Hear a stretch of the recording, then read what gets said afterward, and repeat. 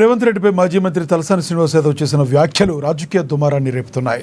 తలసాని బహిరంగంగా క్షమాపణ చెప్పాలని కాంగ్రెస్ నేత దేవురిపల్లి రవికిరణ్ డిమాండ్ చేశారు. లేని పక్షంలో తమ నిరసనలు మరింత ఉధృతం చేస్తామని హెచ్చరించారు.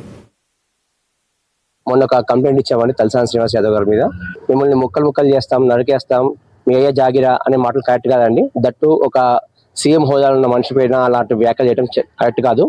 అందుకే మా మేడం కోట నీలిమ గారి ఆదేశాల మేరకు మీ అందరం కాంగ్రెస్ లీడర్స్ అందరం కలిసి ధర్నా చేస్తాం. ఇక్కడ 300 మెంబర్స్ దాకా పాల్గొన్నారు ధర్నాలో. 200 మెంబర్స్ కాంగ్రెస్ లీడర్స్, 100 మంది ప్రజలు కూడా పాల్గొన్నారు ఈ ధర్నాలో. ఇది కరెక్ట్ కాదు, అందుకోసమే ఈ కంప్లైంట్ ఇచ్చాం. ఖచ్చితంగా తలసాని శ్రీనివాస్ యాదవ్ గారు క్షమాపణ చెప్పాలి. మా స్టేట్మెంట్ వెనక్కి తీసుకుంటా అంటే కరెక్ట్ కాదు.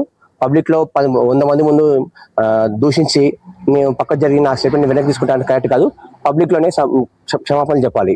తను క్షమాపణ చెప్పాల్సిందే అని మేము కాంగ్రెస్ సభ్యులందరము కోరుకుంటున్నాం. తలసాని గారు మన రేవంత్ అన్నని అలా మాట్లాడడం కరెక్ట్ కాదు. ఆయన ప్రెస్ మీట్ పెట్టి పర్సనల్ గా క్షమాపణ చెప్పినా అని చెప్తున్నాడు, అది కరెక్ట్ కాదు. బహిరంగంగా వచ్చి ప్రజల ముందు అందరి ముందు మా రేవంత్ అన్నకి క్షమాపణ చెప్పాలి. అప్పుడే మేము ఊరుకుంటాం, కేసు వాపస్ తీసుకుంటాం. లేకపోతే ఈ ధర్నాలు ఇవి అన్ని ఇలానే కొనసాగిస్తూ ఉంటాం. తలసాని గారు మాట్లాడిన మాటలు వెనక్కి తీసుకుంటున్నాను అని ఉంటే అనేది తప్పు మాట. ఆయన అన్నారు, ఆయనకు తెలుసు, ఆయన గుర్తుంది, రివీల్ అవుతుంది కూడా మొత్తం న్యూస్ అంతా. కానీ అన్నానేమో అంటే మతిమరపు ఏమైనా ఉందా అండి? మీకు మతిమరపు లేదు కదా.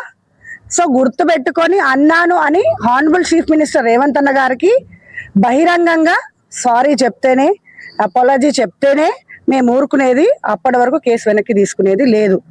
మీరు ఏదో జోక్ అనుకుంటున్నారా, ఏదో అన్నానేమో గుర్తు లేదు అని ఇంట్లో ప్రెస్ మీట్ పెట్టి మీరు పెడితే మాత్రం మేము ఒప్పుకునేది లేదు. కంపల్సరీ బహిరంగంగానే మీరు అపాలజీ చెప్పాలి.